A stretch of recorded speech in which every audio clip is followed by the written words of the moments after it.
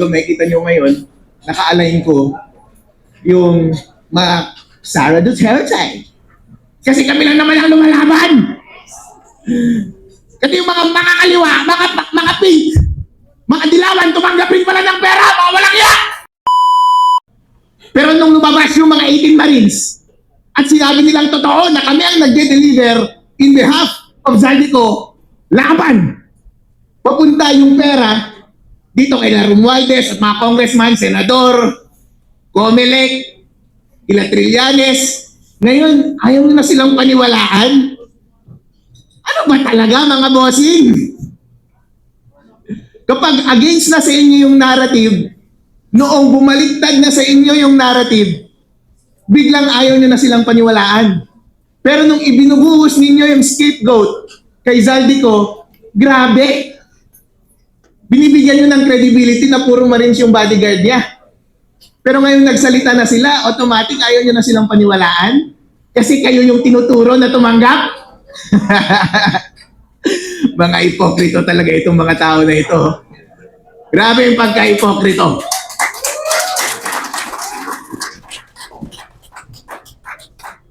Ngayon ako ay lumalabas dito dahil obligasyon po natin na kahit ano ang kulay natin. Guys, sa totoo lang po, wala namang sumusuporta sa akin. Although makikita nyo ngayon, naka-align ko yung mga Sara Duterte. Kasi kami lang naman ang lumalaban. Kasi yung mga kaliwa, mga pink, mga dilawan, tumanggapin pala ng pera, mga walang iya! Kaya pala tahimik tong mga to eh. Noong unang naglalabas ako ng mga issue sa Comelec, kayo pang mga kasama ko eh. Lahat ng mga aktibidad po, nag-iimbita sa akin. Kaya nandito rin ako, naiimbitahan ako. Sumasama po ako. Dahil wala akong pinagkakautangan. Wala akong utang na loob. Wala akong alignment. Ang alignment ko lang katotohanan at tama. Kaya nag-a-attend ako parati. Para matigil ang kasamaan at pagnanakaw sa ating bansa. Pero na-observan ko parang, bakit yung kabilang side walang masyadong activity? Walang activity masyado. Napapadalas tuloy, napapansin nila, bakit Harold parang dito ka sa opposition na sasama parati? Eh sila lang yung may activity eh, nalaban sa gobyerno. Yung mga ibang partido, wala nang activity na laban sa gobyerno. Dahil bayad silang lahat!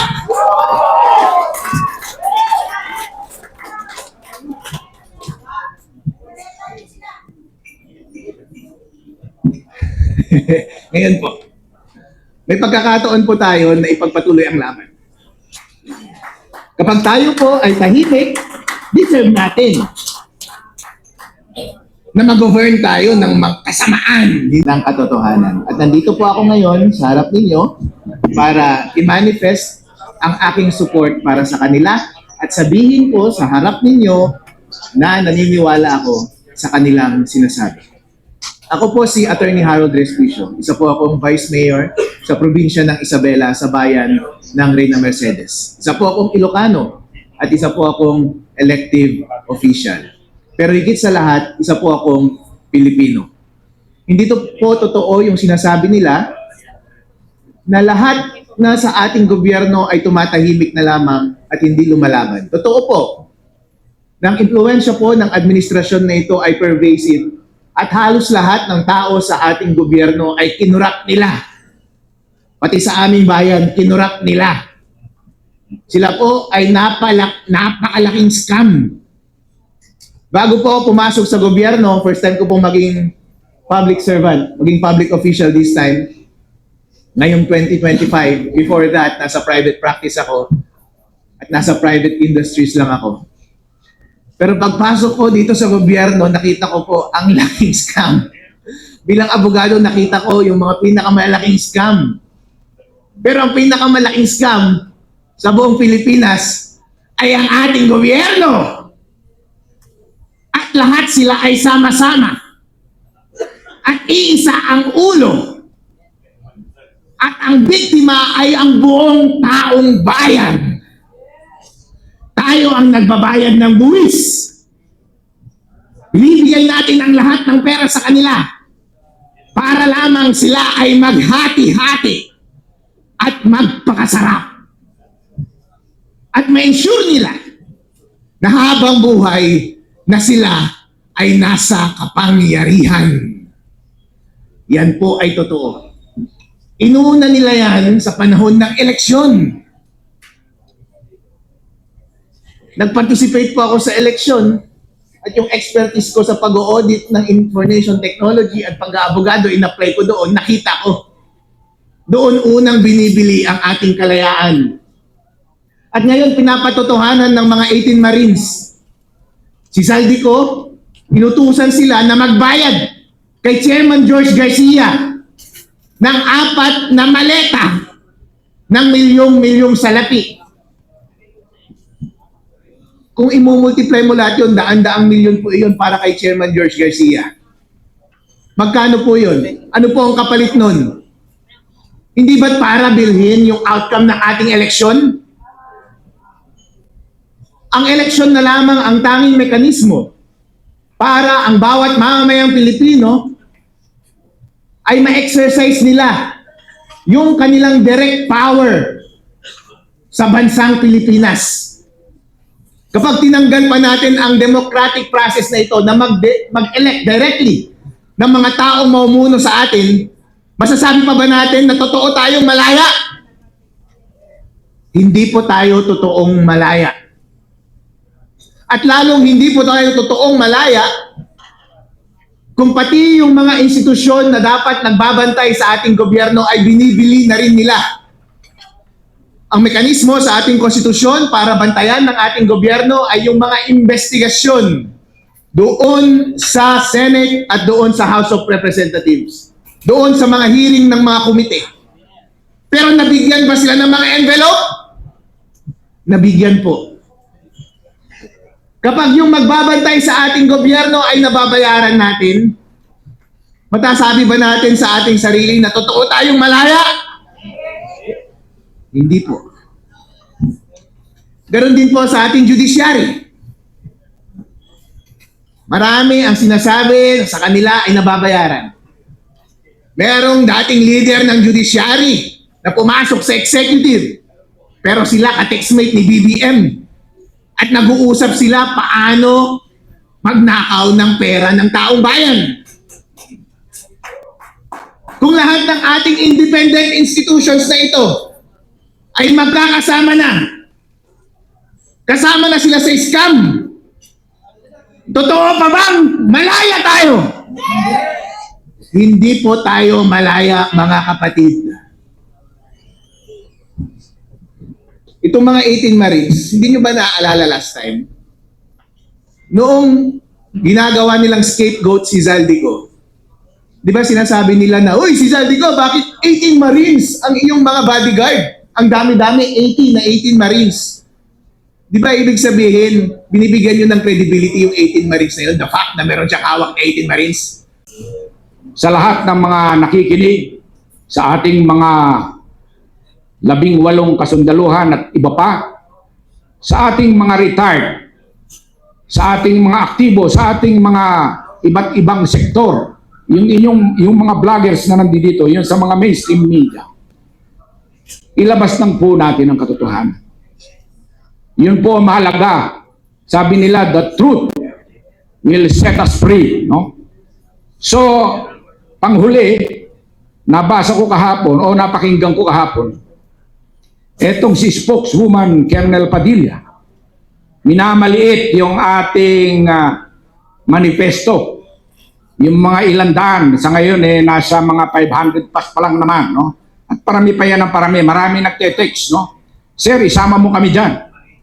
In fact, yung dati kong brigade commander, si deputy brigade commander, si General Johnny Macanas. Napanood ko ulit yung Johnny, thank you sa pagsuporta, no? Na-i-vlog mo nga. At marami siyang mga pangalan na binanggit, no?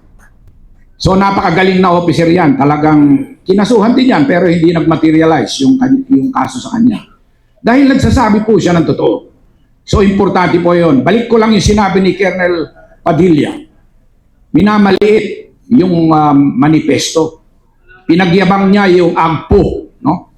Ang AGPO raw, libo-libo miyembro. Hindi po lahat automatic nagiging miyembro ng AGPO. Ako, hindi po ako member. General po ako, pero hindi ako member ng AGPO. Kasi may babayaran ka pa doon, 10,000 pesos. Pero ang hamon ko sa kanya, sabi ko, yung pumirma sa AGPO, mga opisyal yan ng AGPO. Pero subukin mo papirmahin yung membro niyan, yung libo-libong member ng AGPO na sumusuporta sila sa administrasyong ito na alam na kurap. Ewan ko kung may pipirma dyan. Yun lang, mag-isik tayo sa katotohanan. Marami po salamat. Maraming salamat, General Kaloy Kita, sir. Bigyan natin ng pagkakataon ng ating magiting na general at abogado, Attorney Virgil Garcia, sir.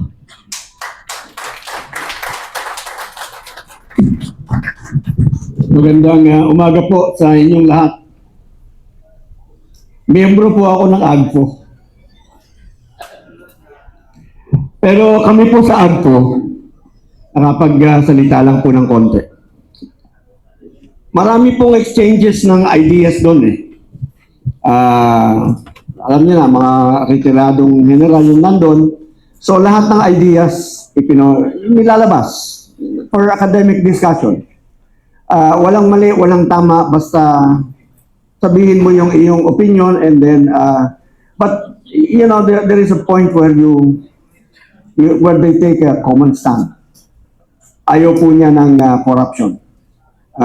Yun lang po about AGPO na banggit ni General Kita. Wala po akong prepared na speech this morning. Gusto ko lamang pong i-focus yung ating atensyon. Ano po? Kasi alam po ninyo, nung nag-aral ako ng abogasya sa Ateneo de Manila, iba yung pinag-aralan namin sa nangyayari ngayon. Yung araw, sa aming pinag-aralan, yung tatlong foundation ng ating gobyerno, yung ating tatlong foundation ng ating demokrasya, yung executive, legislative, and judicial, yun dapat yung nagbabantay sa ating saligang batas. And the fourth pillar of democracy is press, media. Ngayon po, sa panahon ngayon, kayo na lamang po ang tumatayo para sa ating demokrasya, ang mga independent vloggers. Kayo na lamang po ang maaari naming asahan na maglalahad ng katotohanan at ipagpatuloy ang ating laban para sa kalayaan, sa pananagutan at sa hustisya. Bago po ang lahat, pasalamat ako sa Duterte campaign team na nagbigay ng suporta sa atin dito. Nandiyan po sila sa likod. Sa Kampilan, sa PANA, sa PDP Laban, at sa inyong lahat po maraming salamat. Kahapon po, alam po ninyo kaya ako nasabi yan, nakakapagtaka, ngayon, ang nagsasabi ng totoo, ngayon ang nagsasabi ng nalalaman niya para sa pananagutan, para sa hustisya, yun ang inuusig ng batas. Yun ang pinapagalitan ng kanyang organisasyon. Alam nyo na, hindi ko napapangalanan. Pagka ikaw ay tumayo, arestado ka, hindi ka pwedeng magsalita. Pagka ikaw ay naglahad ng katotohanan, hahabulin ka, sisiraan ka sa media, i-discredit ka. Alam po ninyo, kahit batang musmus, pagka yan ay naka-witness ng isang bagay at yung kanyang na-witness ay kaya niyang ilahad sa korte, sa hukuman, yung pong batang musmus na yon ay credible witness. Hindi po siya madidisqualify dahil lamang sa siya ay batang musmus. Let us take it to the extreme. I take this against advisement. Sabi sa akin, General, maging gender conscious ka. Pero I'm not being sexist. I'm not being ano. Ang sabi ko po kasi, may isang example ko.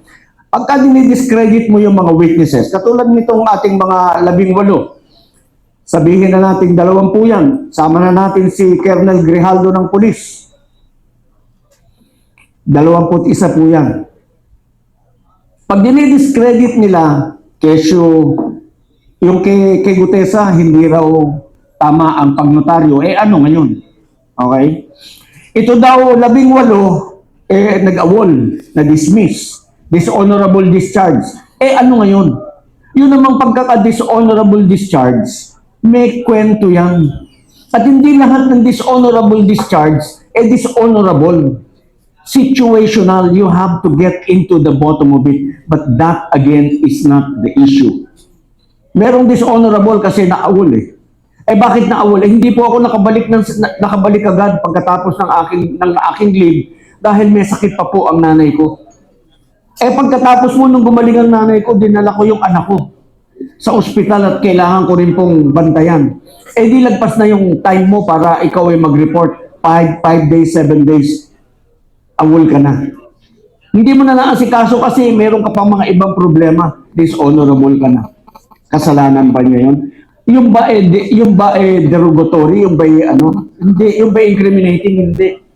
Kaya sinasabi natin, focus on the issue. Ang issue po dito sa ating mga usapin ngayon yung pananagutan. May mga tao pong pinangalanan.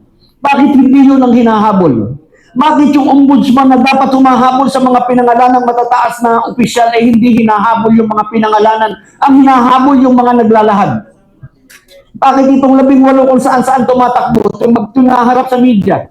Kahapon, pumarap sa inyo para madinig ng bayan ang kanilang sasabihin. Natapos ba? Hindi. Kasi na-compromise yung lugar. Kahapon, meron kaming gagawing taping para madinig ninyo yung sasabihin nila ng detalyado. Tumakbo kami 3 lugar 3 beses kaming nagpalit ng venue because nako-compromise yung aming lugar. Hindi na pwede, may andyan na sila, ganyan. Takbo na naman kami, lipat kami ng venue. Hanggang sa hindi natuloy. Pero ang sa amin lamang gustong gawin, wala kaming gustong siraan. Wala kaming gustong papangitin sa paningin ng kahit sino man. Ang intention lamang po namin ay papanagutin ang mga dapat managot dahil yan po ang nakasaad sa ating saligang batas. Ang UPI po, ang United People's Initiative, isa lamang po ang pinapanigan ng UPI Movement 8. Yan po ang pangalan namin, UPI Movement 8.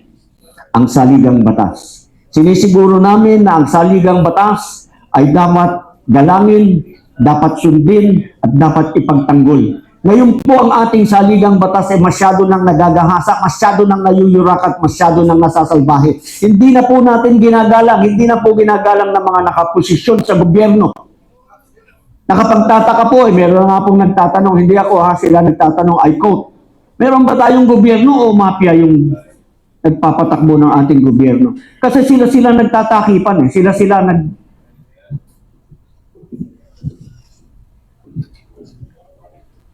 Saan pa po tatakbo ang ating mamamayan para sa katotohanan?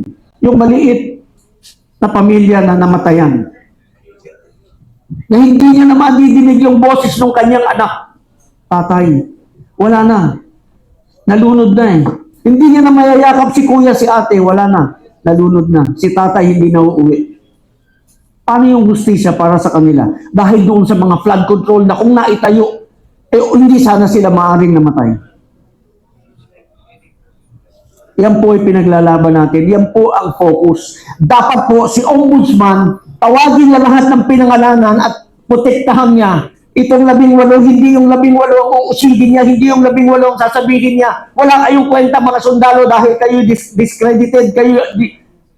si Senator Lacson sinabi, merong isa hindi naman mga dishonorable discharge yan. Yung isa reservist. Ano ngayon?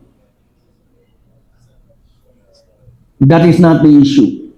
The issue, ladies and gentlemen, pagka ganyan, magkaisa-isa tayo, usigin natin ang usigin hanggang sa, ewan ko, wala na yatang hiya sa kanilang mga anak.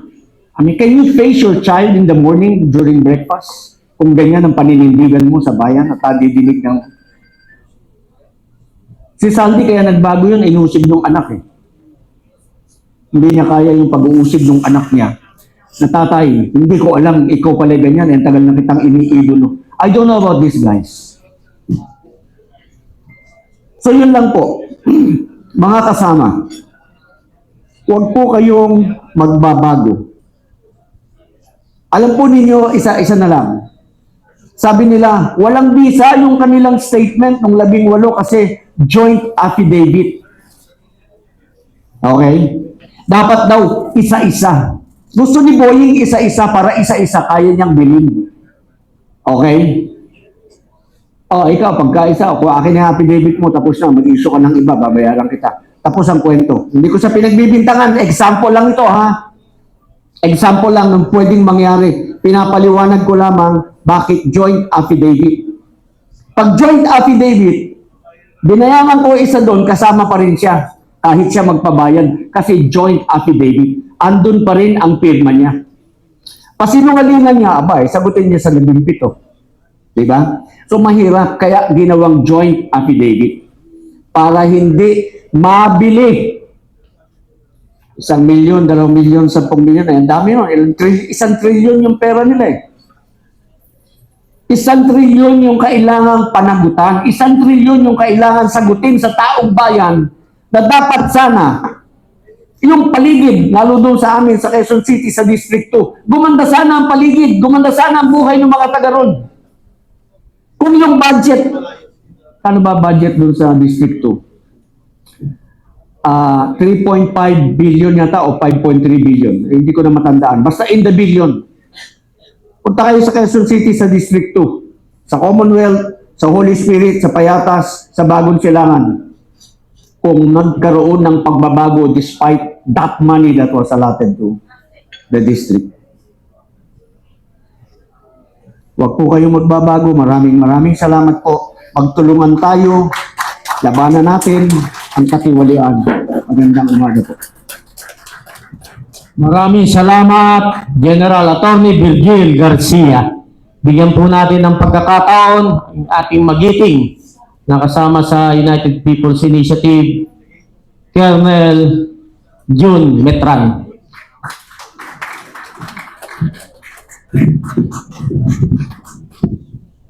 13 anyos ako lumaban sa kalaban ng gobyerno.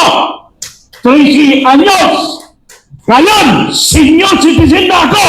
Ang kalaban natin ngayon ay nasa loob ng gobyerno. Mabuhay tayong lahat! Mabuhay! Sige tayo, mabuhay! Laban tayo! Mahina boses! Laban tayo! Mabuhay ang kapwa kong vloggers! Mabuhay ang kapwa kong vloggers! Mabuhay ang United People's Initiative guerrilla process. Mabuhay tayong lahat! Laban tayo! Ibubuhay sa aking buhay! Para sa bayan at para sa aking ako! Maraming salamat sa lahat ng lumalaban sa katotohanan! Maraming salamat, Colonel June Metran, magiting nating kasama sa laban. Tayo nalulungkot dahil nung nagsiservisyo ang mga ito, mga general natin, kalaban nila is yung kalaban ng bayan. Masakit mang isipin, kahit nga elementarya, maiintindihan eh. Hindi na natin kailangang sabihin pa kung sino ang kalaban ng bayan. Yung mga tao na dapat nagpoprotekta sa atin, yung mga tao na inaasahan natin, sila pa yung nanggigipit sa taong bayan. Bigyan natin ng pagkakataon galing sa ating Philippine National Police, Retired Colonel John Galang.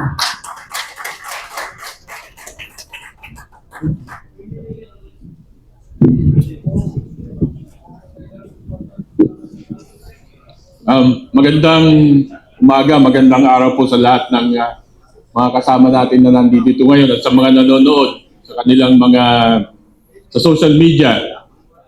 Magandang araw sa inyo. Mahirap daw po nagsasalita yung pinakauli kasi nasabi na ng mga nauna lahat yung gusto niya sabihin. Kaya kadalasan yung huli nagpapasalamat na lang. Kidding aside, magandang umaga po muli. Nagpapasalamat po kami in behalf po ng United People's Initiative. Nagpapasalamat po kami unang-una sa mga dumalo po dito na ating mga kasamahan ng mga retirees. Mula po sa AFP, sa PNP, meron pa pong mga nakapirma coming from the BJNP, BFP, meron din po yung mga prison guards. Kasama po sila. Nagpapasalamat po kami sa kanila at sagad doon pa po sa mga nagpapadagdag doon sa listahan, sa manifesto. Ongoing pa po yung pag-kolekta natin ng kanilang mga signature dahil marami pong nagme-message pa na gusto pa talagang isama sila sa manifesto. Wala pa po sigurong kalahati yan.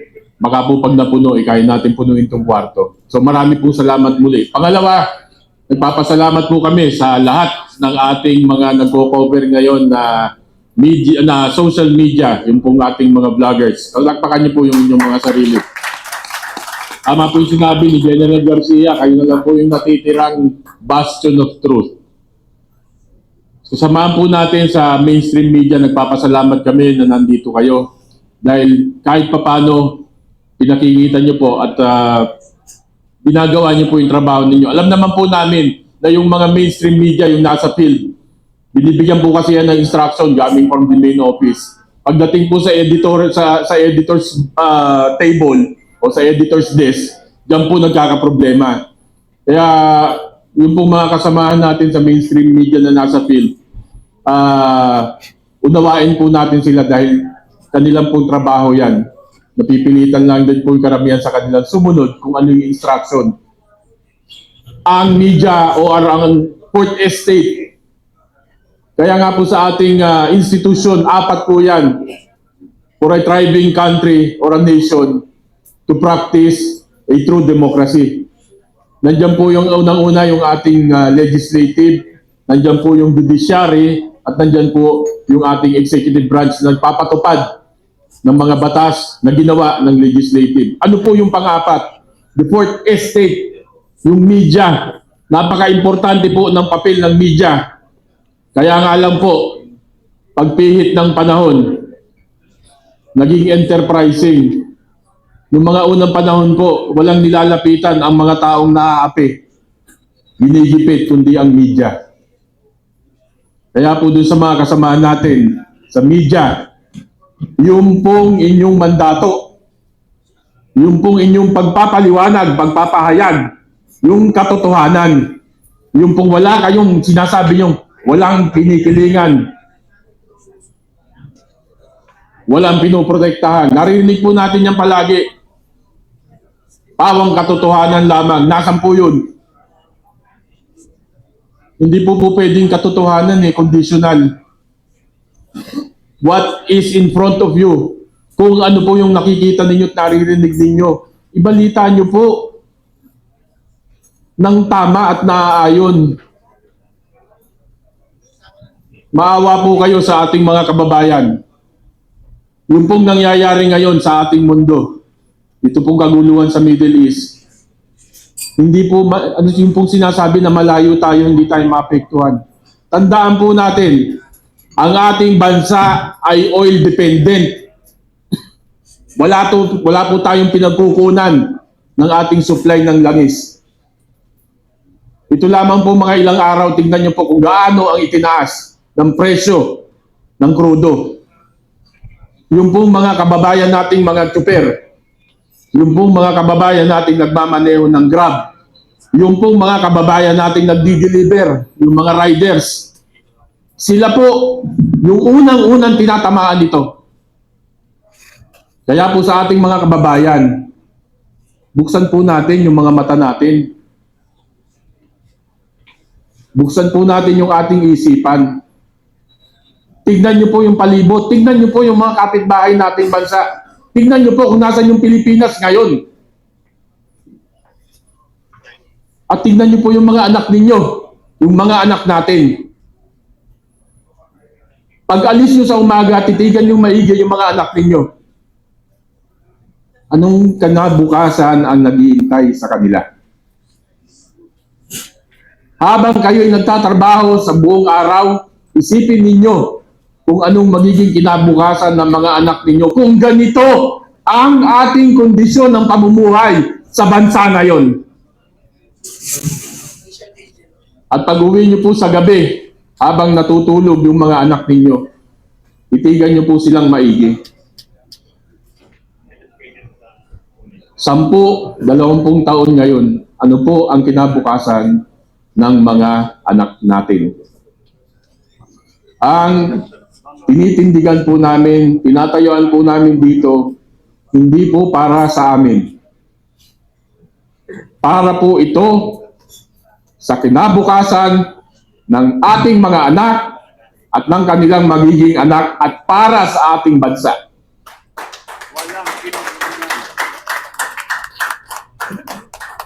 Iisa lang po ang ating bansa. Iisa lang ang Pilipinas. At iisa lang ang buhay natin. Gawin po nating makabuluhan yung pananatili natin sa mundong ito. Yun lamang po. Maraming salamat po sa inyo lahat. Maraming salamat sa ating magiting PNP retired Colonel John Galang. Bibigyan po natin ng pagkakataon ng isa sa ating magiting na kasama sa laban ng bayan at alam naman po natin na kapag may mga issue sa kanyang lugar o kahit national, nandiyan po ang ating magiting na Vice Mayor, Attorney Harold Respicio.